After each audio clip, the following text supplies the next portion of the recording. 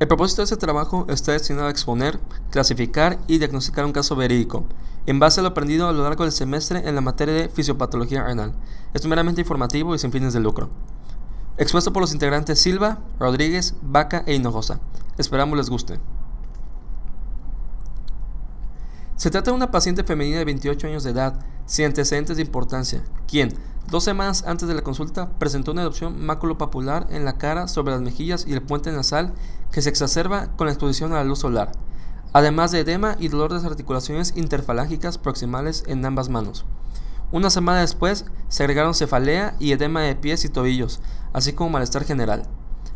Presenta ars malar, úlceras en el carrillo derecho no dolorosas, ingurgitación yugular de 4 centímetros, tórax con taquicardia y taquipnea, abdomen blando sin visceromegalia ni ascitis, genitales no explorados, en extremidades, flegosis en las articulaciones interfalángicas proximales de ambas manos, edema de tobillos con godete positivo.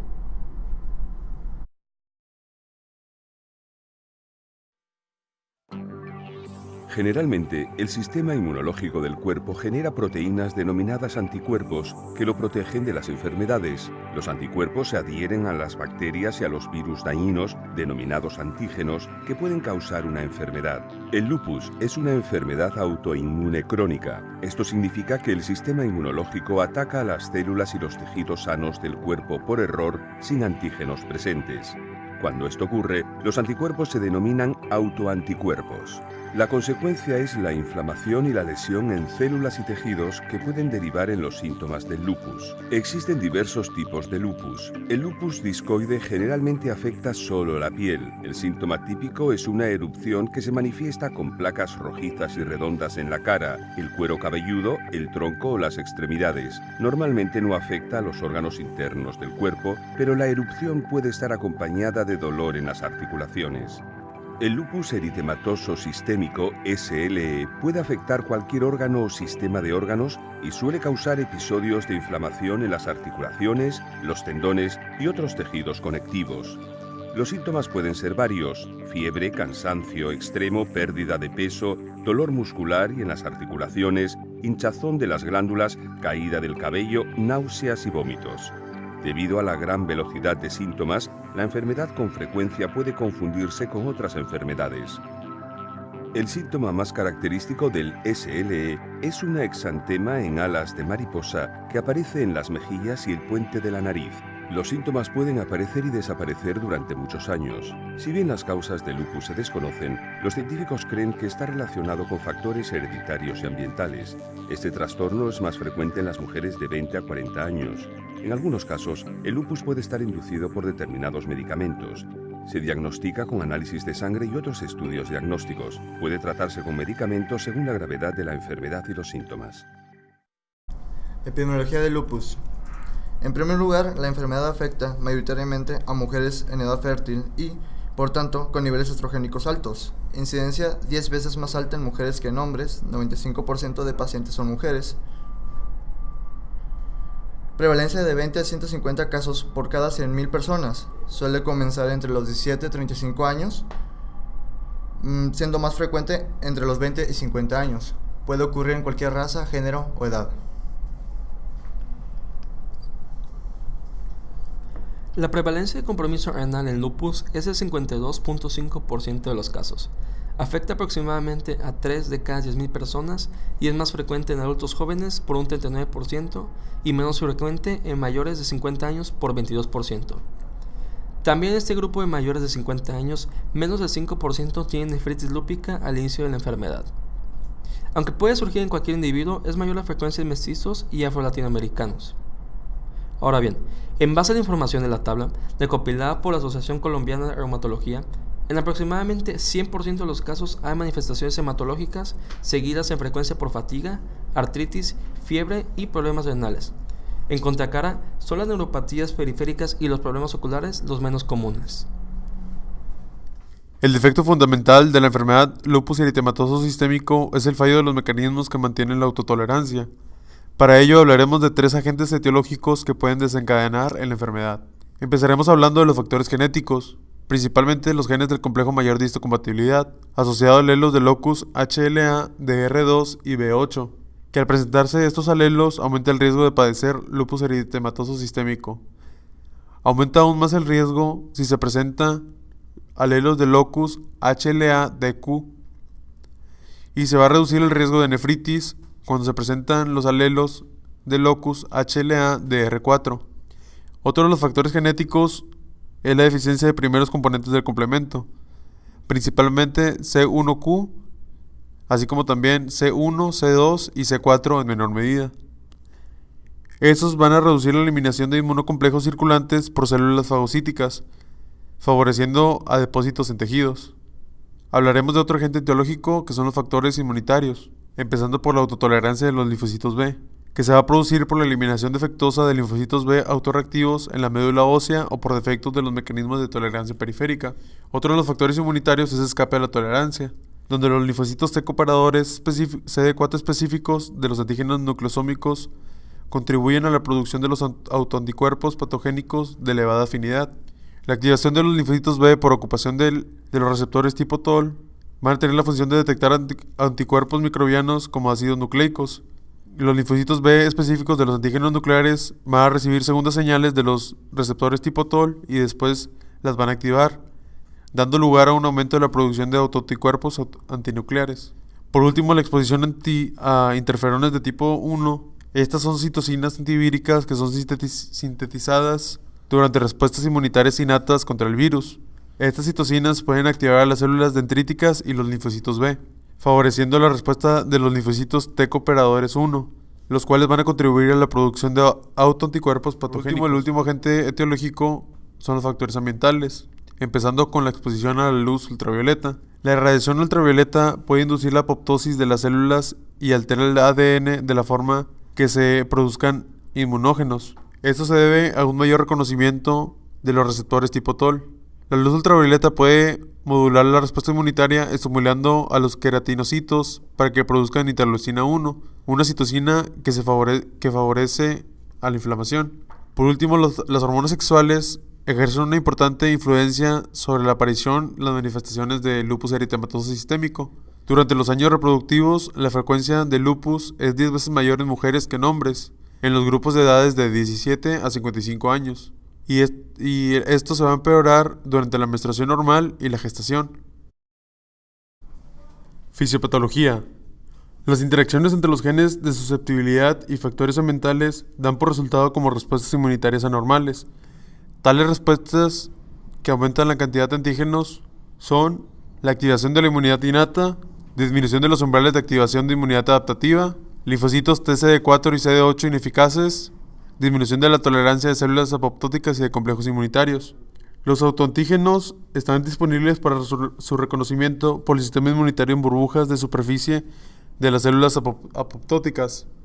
Por consiguiente, antígenos, autoanticuerpos y complejos inmunitarios van a persistir por periodos prolongados y permiten el desarrollo de inflamación y de la enfermedad.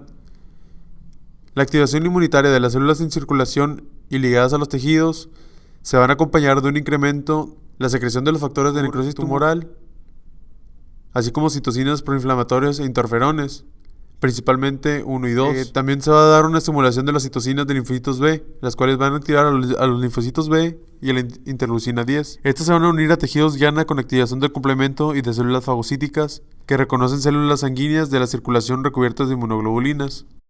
Influencia de género. El sexo femenino es permisivo en cuanto al lupus eritematoso sistémico.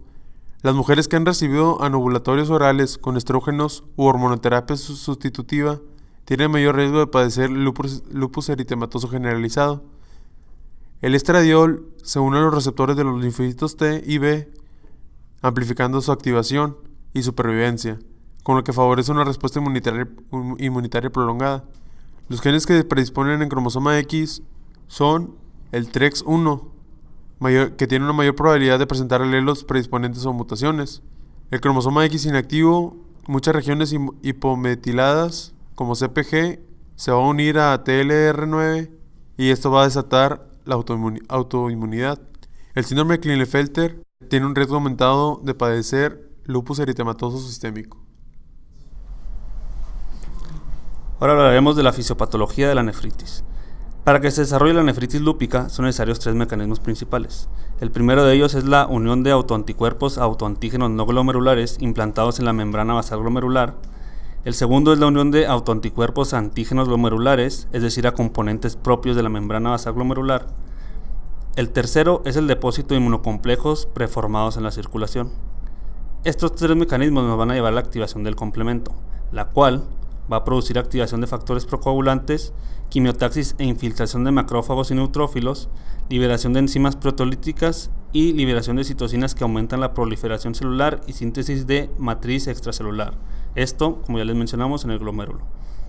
En cuanto a las lesiones tubulointersticiales, estas con frecuencia van a acompañar a la lesión glomerular. Sin embargo, nunca se van a presentar como una manifestación única de la nefritis lúpica. Clasificación y características patológicas. Se reconocen 6 patrones de acuerdo a la clasificación de la OMS, la cual fue modificada en 1982. Clase 1, mensajeal mínima. Clase 2, mensajeal proliferativa. Clase 3, proliferativa focal. Clase 4, proliferativa difusa. Clase 5, membranosa. Y clase 6, la esclerótica. Las lesiones de la clase 1 y 2 se acompañan de manifestaciones mínimas, como es la proteinuria y la hematuria, y de función renal normal. El síndrome nefrótico es raro en ambas. La clase 4 es la forma más grave y frecuente. La clase 1 o mensajeal mínima se observa en un 10 al 25% de los casos. Las lesiones correspondían a biopsias renales que no mostraban lesiones glomerulares por microscopía óptica, inmunofluorescencia, microscopía electrónica, con depósitos mesangiales. La clase 2, mesangial proliferativa, también conocida como mesangial pura, con expansión de la matriz mesangial con hipercelularidad de las células mesangiales. Clase 3, asociada con alteraciones mesangiales leves o moderadas. 20 a 35% de los casos, menos del 50% de los glomérulos están afectados. Lesiones proliferativas segmentarias, formación de semilunas, necrosis fibrinoide, proliferación de células endoteliales y mesangiales, depósitos mesangiales y subendoteliales, infiltrado linfocítico. La clase 4. La más grave y frecuente, 35 a 60% de los casos. Más del 50% de los glomérulos están afectados, es decir, de lesiones completas. Proliferación subendoteliales difusos y mesangiales, formación de semilunas. Clase 5. Depósitos inmunes subepiteliales, segmentarios y globales por microscopía de luz, inmunofluorescencia o microscopía electrónica, con o sin alteraciones mesangiales. La nefritis lúpica clase 5 puede ocurrir en combinación con la clase 3 o la clase 4. Clase 6. Igual o más del 90% de los glomérulos se encuentran globalmente esclerosados sin actividad residual, con escasos depósitos. De forma clínica, es la mesangial mínima la que presenta menores manifestaciones, siendo ligera o inexistente. Peculiarmente, aunque la mesangial proliferativa tiene mayores dificultades que la anterior, tampoco son de gran influencia en la calidad de vida del paciente.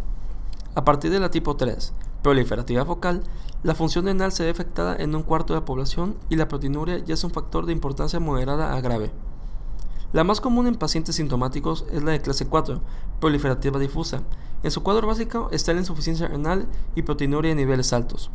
Esta es la segunda que mayor frecuencia tiene para evolucionar a enfermedad renal crónica y, a diferencia de la focal, existe daño en más del 50% de los glomérulos. La membranosa es conocida por tener función renal aparentemente normal, pero aún así el síndrome nefrítico o nefrótico está presente en el 90% de los casos. Manifestaciones clínicas. Como su nombre lo dice, el lupus provoca una afectación sistémica generalizada, la cual se ve reflejada en el gran número de manifestaciones que pueden ocurrir en estos pacientes. El 95% de los pacientes van a tener manifestaciones sistémicas inespecíficas, tales como fatiga, malestar, fiebre, anorexia o pérdida de peso. También el 95% de los pacientes va a presentar problemas musculoesqueléticos, principalmente artralgias y mialgias. El 80% tiene problemas cutáneos, sobre todo asociados a fotosensibilidad, y el 85% va a presentar problemas hematológicos, principalmente anemia. En cuanto a los problemas neurológicos, estos se van a presentar en el 60% de los pacientes. También los problemas cardiopulmonares se presentan en el 60% de los pacientes, siendo lo más frecuente pleuritis, pericarditis. Las manifestaciones renales se presentan en el 30 a 50% de los pacientes, las gastrointestinales en el 40%, trombosis y manifestaciones oculares se presentan tan solo en el 15% de los pacientes. Vamos a hablar más adelante específicamente de cada una de estas manifestaciones. En cuanto a las manifestaciones musculoesqueléticas, la principal va a ser la poliartritis, la cual puede ser de leve a incapacitante y sobre todo ocurre en manos, muñecas y rodillas. 10% puede llegar a causar deformidades. En la histopatología se va a manifestar como hiperplasia de la membrana sinovial y cambios microvasculares, estos por la afectación inmunológica de estos tejidos. También se puede observar mialgia sin miositis franca, es decir, dolor muscular sin inflamación como tal, sobre todo en los músculos proximales, que son el cuádriceps y los deltoides. En algunos puede llegar a ocurrir necrosis, la cual se va a ver expresada como aumento de la creatinina sérica y debilidad muscular. El fenómeno de Raynaud, que se presenta en el 30% de los pacientes con lupus o la aterogénesis acelerada, pueden aumentar el problema isquémico. No se han reportado casos de rabdomiólisis, es decir, del síndrome rabdomiolítico. Los glucocorticoides y la terapia antimalaria o antipalúdica pueden dar estos síntomas, por lo cual siempre que se presenta un paciente con lupus con estas manifestaciones se deben descartar que sean causados por este tipo de terapias. Las manifestaciones cutáneas se presentan de tres formas: aguda, subaguda y crónica. La forma aguda se presenta como eritema poco elevado y fotosensible, el cual se localiza principalmente en el área malar, orejas, mentón, cuello, espalda superior o superficie extensora de los brazos. En la imagen siguiente podemos observar el eritema sobre todo en el área malar. La forma subaguda se presenta como parches escamosos similares a psoriasis, los cuales son fotosensibles, y estos pacientes presentan anticuerpos anti-RO como característica principal. En cuanto a la forma crónica, esta se presenta como lupus eritematoso discoide. De estos pacientes, solo el 5% se presenta con las demás manifestaciones de lupus eritematoso sistémico. En cambio, 20% de los pacientes con lupus eritematoso sistémico va a presentar lupus eritematoso discoide. Esta se presenta como placas circulares eritematosas y escamosas con centro atrófico y poco pigmentado. Otra característica principal son las úlceras orales, las cuales se presentan en el 25 a 45% de los pacientes con lupus eritematoso sistémico. Estas suelen ser asintomáticas, lo cual las diferencia de úlceras orales por otra causa, y tiene una localización anormal, sobre todo en el paladar duro, que se presenta en el 89% de los pacientes. También se pueden presentar en los carrillos y en las encías. La alopecia también puede ser causada por tratamiento, como la ciclofosfamida o el metotrexato. No es específica de lupus eritematoso sistémico, y si se presenta en estos pacientes nos va a indicar actividad de la enfermedad. Manifestaciones neurológicas. En algunos pacientes son causa mayor de morbilidad y mortalidad. Siempre es importante determinar si estas manifestaciones son causadas por la enfermedad o son por otra condición. Si son causadas por el lupus, hay que diferenciar si son de un proceso autoinmune o son por una oclusión vascular, lo cual no se traduciría en isquemia. Si se presenta disfunción cognitiva, esta va a dar dificultades en memoria y razonamiento. También pueden presentar cefalea, la cual es difícil distinguirla de la tipo migrañosa o de la hipertensiva. Las convulsiones, como se puede ver en la imagen, también son frecuentes en estos pacientes. La psicosis puede ser la manifestación neurológica dominante en los pacientes con lupus. Siempre es importante distinguir la psicosis inducida por glucocorticoides, sobre todo si se inició con una dosis de glucocorticoides en las primeras semanas de tratamiento, que es mayor a 4 gramos al día, de prednisona o algún medicamento similar. La fisiopatología, como ya les mencionaba, se puede dar por oclusiones vasculares, las cuales darían isquemia. Esas oclusiones del 15 al 20% son causadas por vasculitis, la cual está desencadenada por inmunocomplejos, o puede ser por una vasculopatía no inflamatoria, la cual se da por proliferación endotelial y fibrosis de la íntima. En los pacientes con manifestaciones neurológicas se pueden encontrar anticuerpos antinucleares en el 75%. Las manifestaciones cardiovasculares también son muy comunes en estos pacientes, sobre todo la oclusión vascular. Estos pacientes tienen una alta incidencia de ataques isquémicos, apoplejía e infarto al miocardio, sobre todo causadas por aterosclerosis acelerada, anticuerpos antifosfolípidos, que son muy característicos de esta enfermedad, y vasculitis mediada por inmunocomplejos, como ya les mencionaba. También se puede presentar con pericarditis, la cual puede dar un taponamiento cardíaco.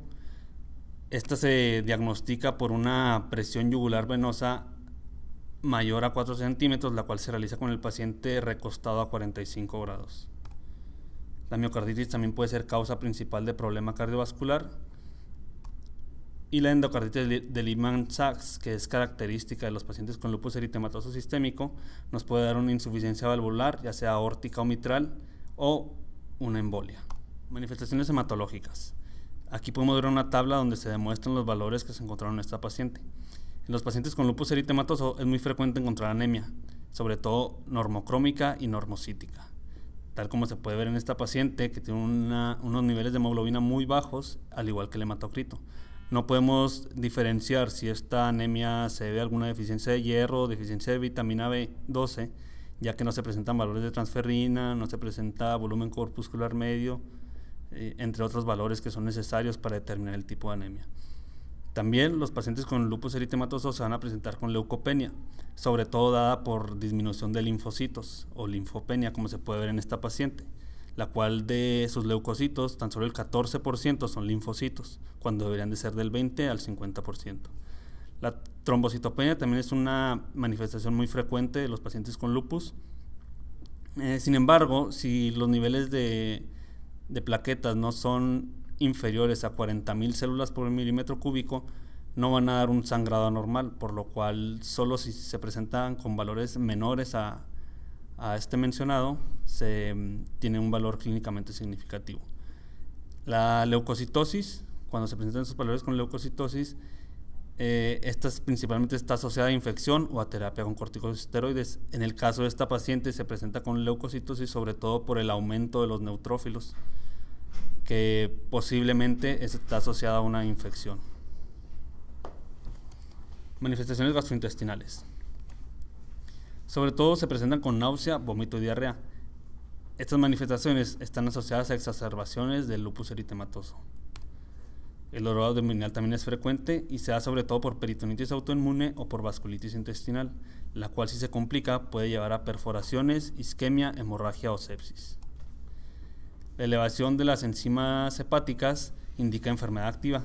Niveles mayores a 3 veces lo normal son muy raros. En cuanto a las manifestaciones oftalmológicas, que como vimos son tan solo en el 15% de los pacientes, estas son el síndrome de Zika o síndrome de Sjögren y conjuntivitis no específica. Estas no comprometen la visión. También se pueden presentar con vasculitis retinal y neuritis óptica, las cuales son muy raras. Sin embargo, pueden causar ceguera en semanas o meses. Cataratas y glaucoma, esto es dado principalmente por el tratamiento con glucocorticoides. En esta paciente no encontramos manifestaciones oftalmológicas, por lo cual solo se mencionan con fines didácticos. Las manifestaciones renales, las cuales son muy importantes, ya que, como pudimos observar en el caso, esta paciente presenta con niveles anormales en su examen general de orina y otros niveles sanguíneos como la creatinina. Las manifestaciones renales suelen ser la causa principal de muerte en los primeros 10 años. Los pacientes con nefritis proliferativas de tipo 3 y 4, que ya las mencionaron, tienen hematuria microscópica y proteinuria, sobre todo mayor de 500 miligramos al día. El tratamiento agresivo con glucocorticoides y citotóxicos se indica en estos pacientes y puede tener buenos resultados. Sin embargo, el pronóstico, como ya se mencionó, es muy malo. 20% de los pacientes con proteinuria tienen glomerulopatía membranosa tipo 5. Estas no tienen proliferación mesangial ni celular, tienen mucho mejor pronóstico que las tipo 3 y 4 y se tratan con el mismo tratamiento, teniendo una mejor respuesta. Las recidivas son frecuentes y la microalbuminuria, si se presenta, está asociada a una proliferación o daño mesangial sobre todo. En esta paciente es importante destacar la albúmina, los niveles de albúmina que presenta, que nos dan niveles de microalbuminuria. También presenta hemoglobina en orina, la cual debería ser negativa en un paciente normal. El sedimento es moderado y presenta leucocitos de 8 a 10 por campo y eritrocitos de 40 a 60 por campo, lo cual ya juntándolo nos puede llevar a pensar en un síndrome nefrítico. En cuanto a los marcadores séricos, tenemos los componentes C3 y C4 del complemento disminuidos. Como pueden ver, son unos niveles muy bajos del complemento. Y tenemos un anticuerpo antinuclear positivo en dilución de 1:640. Las diluciones se manejan para ver la gravedad o la abundancia de estos anticuerpos en sangre. Como ya sabemos, la hipoalbuminemia más hipercolesterolemia más proteinuria mayor a 3.5 gramos al día nos va a llevar a pensar en un síndrome nefrótico. Los pacientes con nefritis lúpica presentan sobre todo mayor erupción malar, psicosis, miocarditis, pericarditis, linfadenopatía, hipertensión, anticuerpos anti-DNA y C3 bajo. En esta paciente podemos encontrar el C3 bajo, los anticuerpos, hipertensión y erupción malar. Ya viendo en cuanto a la correlación clínico-patológica y el pronóstico de acuerdo a la clase o el estadio patológico de la enfermedad, podemos relacionar a esta paciente en una clase 3, la cual tiene como manifestaciones la hipertensión común, el sedimento activo con eritrocitos dismórficos y cilindros hemáticos, los cuales del 25 al 35% tienen síndrome nefrótico. En esta paciente aún no se presenta síndrome nefrótico y la presentación es muy variable. Las necrosis crecientes nos pueden dar un mal pronóstico, pero estas solo se diagnosticarían si se realiza una biopsia renal. Las indicaciones por una biopsia renal, de acuerdo a Dubin, todos los casos de nefritis se deben de realizar una biopsia renal. Si se presenta daño tubulointersticial, nos indica un peor pronóstico. La enfermedad mesangial no se debe tratar con citotóxicos, la cual es de la clase 1 o clase 2. Y la clase membranosa tiene diferente presentación que la proliferativa, tal como podemos ver en este cuadro. La membrana proliferativa es la que va a tener un peor pronóstico que todas las demás, es decir, no por ser la clase 5 va a tener un peor pronóstico que la clase 4. La clase 4 es la de peor pronóstico. Para obtener la filtración glomerular de esta paciente utilizamos la fórmula de Crocroft-Gold, la cual nos dio que la paciente tiene una tasa de filtración glomerular de 39.6 mililitros por minuto, la cual comparada con el valor normal de 90 a 120 mililitros por minuto está muy baja, con lo cual nos apoya la hipótesis de ubicar a la paciente en la clase 3 de nefritis lúpica. Aquí podemos ver otros cuadros de las manifestaciones en los pacientes con nefritis lúpica. Las más frecuentes son anemia, que se presenta en esta paciente, una tasa de sedimentación alta, colesterol alto y triglicéridos altos, las cuales no podemos ver en esta paciente. Anticuerpos antinucleares positivos, que están presentes en nuestro caso, anticuerpos anti-DNA positivos, los cuales no mencionan el caso, pero posiblemente estén aumentados, y los componentes del complemento disminuidos, que también están presentes en el caso. Otras manifestaciones que se pueden encontrar en los pacientes con nefritis son albuminuria, glóbulos blancos presentes en la orina mayores a 6 por campo y hematuria, los cuales son las que se encuentran en la paciente. En cuanto a los cilindros granulares y alinos o hemáticos, no menciona el caso si se presentan en esta paciente, por lo cual no están marcados en estas tablas. En cuanto al diagnóstico, el método diagnóstico más importante es la medición de anticuerpos antinucleares en sangre. En los pacientes con lupus eritematoso, el anticuerpo anti-ADN bicatenario es el que tiene mayor valor diagnóstico. El anticuerpo anti-SMID también es diagnóstico en lupus, sin embargo solo se presenta en el 30% de pacientes afroamericanos o asiáticos y tan solo en el 5% de los caucásicos.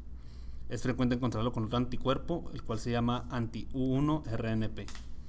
El anticuerpo anti-LA es muy importante, ya que los pacientes con lupus que presenten este anticuerpo tienen menos probabilidad de desarrollar una nefropatía lúpica.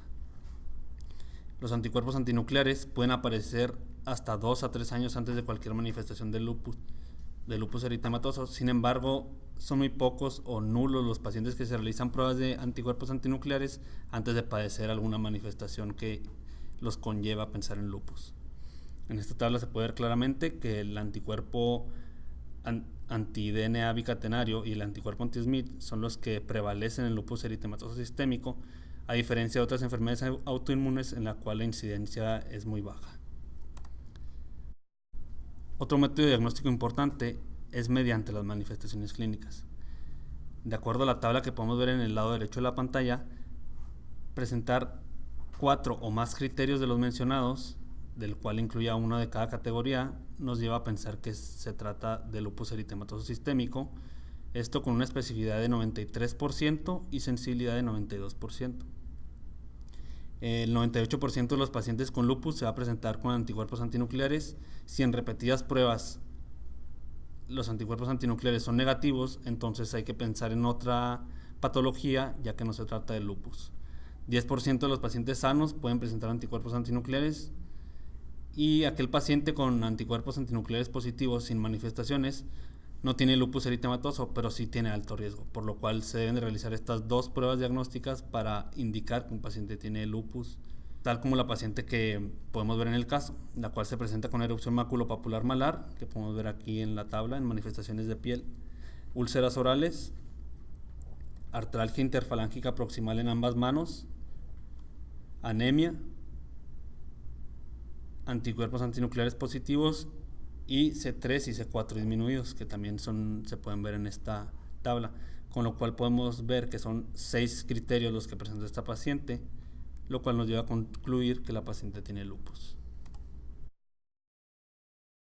Los criterios de Wallace y Du Bois son 3 condiciones que sirven para determinar la existencia de nefritis lúpica en un paciente. Posee un 95% de especificidad y tienen que cumplirse por lo menos uno de estos 3.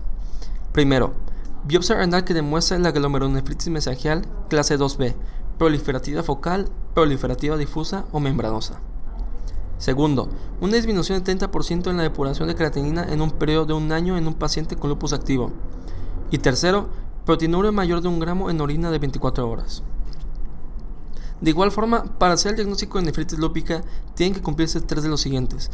1. Albúmina sérica menor de 3 gramos por decilitro. 2. Proteinuria sostenida de 2 a 4. 3. Cuerpos ovales grasos o cilíndricos granulosos y alinos o eritrocitarios en orina. Y 4. Hematuria persistente, la cual se considera como tal si hay más de 5 eritrocitos por campo de alto poder en orina. Complicaciones. La nefritis lúpica causa daño en muchas partes del cuerpo. Entre ellas hay acumulación de líquido alrededor del corazón, endocarditis o inflamación del corazón, conocida como miocarditis, líquido alrededor de los pulmones y daño al tejido pulmonar, problemas del embarazo provocando inclusive lo que es el aborto espontáneo, accidente cerebrovascular, plaquetas extremadamente bajas en la sangre provocando problemas de coagulación e incluso causando la muerte, e inflamación de los vasos sanguíneos. Factores preventivos. Se ha estudiado la administración de vacunación neumocócica y contra la gripe en los pacientes con lupus. Sin embargo, las exacerbaciones son similares a la de los individuos que consumen placebo. Además, se deben iniciar estrategias destinadas a prevenir la osteoporosis en la mayoría de los pacientes que necesitan glucocorticoides por tiempo prolongado o que tienen factores predisponentes. También es importante controlar la hipertensión y prevenir la aterosclerosis, vigilar y regularizar las dislipidemias, tratar la hiperglucemia y reducir la obesidad. Tratamiento. El tratamiento del lupus eritematoso sistémico tiene 3 variantes. Primero empezaremos con la terapia conservadora para el tratamiento del lupus eritematoso sistémico que no es potencialmente letal. El objetivo terapéutico principal es suprimir los síntomas. Los medicamentos más utilizados son los analgésicos y antipalúdicos. Los AINES son analgésicos antiinflamatorios de utilidad, sobre todo en casos de artritis y artralgias. Sin embargo, 2 aspectos principales en la actualidad indican precaución con el uso de estos medicamentos. En primer lugar, los pacientes con lupus eritematoso presentan un mayor riesgo de sufrir meningitis aséptica provocada por AINES, elevación de las transaminasas séricas, hipertensión y disfunción renal. En segundo lugar, todos los AINES, en particular los que inhiben específicamente la ciclooxigenasa 2, incrementan el riesgo de infarto miocárdico. La administración de paracetamol para controlar el dolor es una medida satisfactoria, pero los AINES son más eficaces en algunos pacientes y no se han documentado los riesgos relativos de los AINES en comparación con el tratamiento a base de glucocorticoides en dosis bajas. Los antipalúdicos como hidroxicloroquina, cloroquina y quinacrina a menudo reducen la dermatitis, la artritis y la fatiga. La terapia para el tratamiento del lupus eritematoso sistémico potencialmente letal. La base del tratamiento es la administración generalizada de glucocorticoides de 0.5 a 2 miligramos por kilogramo por día por vía oral o 1000 miligramos de succinato sódico vía intravenosa por 3 días. La supervivencia es bastante más prolongada en los individuos con glomerulonefritis proliferativa difusa que reciben dosis altas de glucocorticoides, de 40 a 60 miligramos de prednisona diariamente, durante 4 a 6 meses, que lo que reciben dosis menores. Las dosis altas se utilizan durante un periodo breve. Los estudios clínicos más recientes sobre las acciones realizadas ante un lupus eritematoso sistémico agresivo utilizan estas dosis durante 4 a 6 semanas.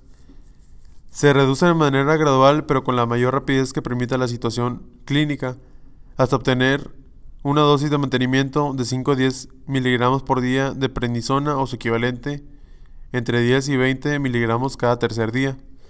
Se recomienda reducir gradualmente los glucocorticoides, puesto que casi siempre provocan efectos adversos graves.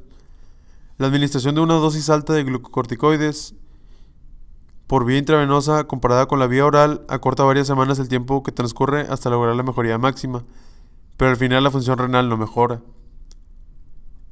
El tratamiento para situaciones especiales en lupus eritematoso que requieren otras terapias son el embarazo y lupus. El índice de fertilidad en los varones y mujeres con lupus eritematoso es probablemente normal. Sin embargo, el índice de abortos es mayor en las mujeres con lupus. Asimismo, la muerte fetal es mayor en las madres con una gran actividad de lupus, anticuerpos antifosfolípidos o nefritis.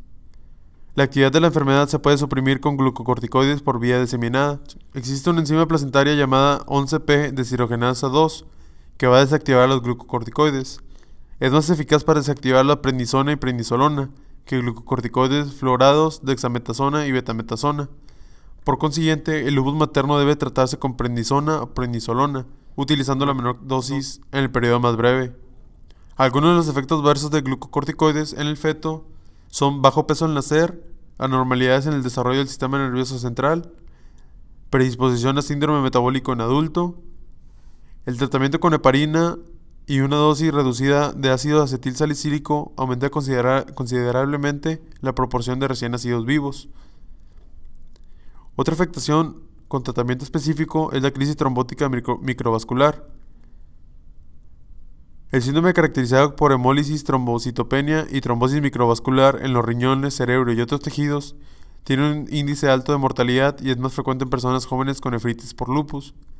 El intercambio de plasma o plasmaféresis salva la vida de estos pacientes, ya que no existen pruebas sobre la eficacia de los glucocorticoides ni de los citotóxicos contra esas enfermedades.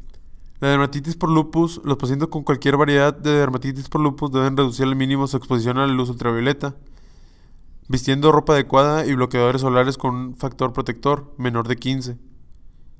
Los glucocorticoides y antipalúdicos tópicos son bastante eficaces para reducir las lesiones en la mayoría de los pacientes y son relativamente inocuos.